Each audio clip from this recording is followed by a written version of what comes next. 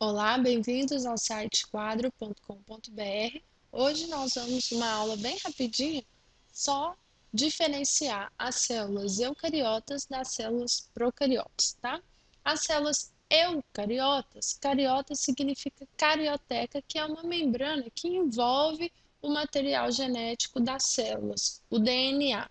Nas eucariotas, eu significa verdadeiro. Então, nas eucariotas existe uma verdadeira carioteca, a carioteca está presente e ela determina uma região que nós chamamos de núcleo, tá? No interior do núcleo é encontrado o DNA dessas células. As células animais e as células vegetais são células eucariotas. Além disso, as células dos indivíduos dos reinos fungi e protista também são células do tipo eucariota.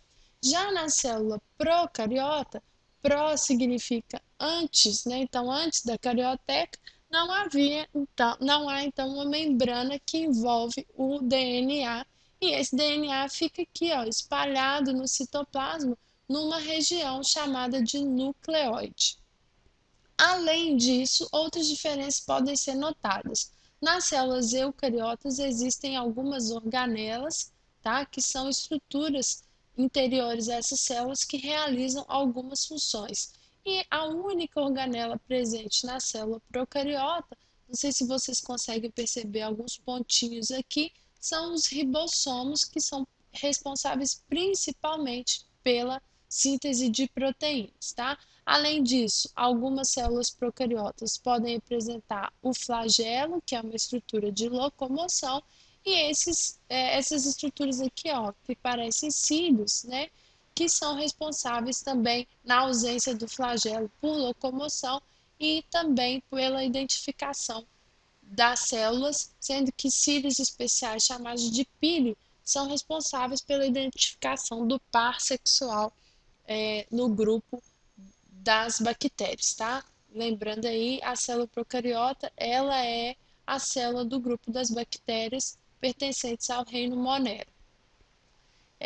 Algumas diferenças existem aqui entre as células animais e as células vegetais, tá? E algumas semelhanças também, né? Então, todas elas são compostas por aparelhos de Golgi e retículos endoplasmáticos e também mitocôndrias, tá? Mas na célula animal eu tenho presença de centríolos, que são estruturas responsáveis pela divisão celular, que não estão presentes na célula vegetal. E nas células vegetais eu tenho a estrutura dos cloroplastos, que são responsáveis pela fotossíntese, os vacúolos, que estão ligados basicamente à eliminação de água, tá?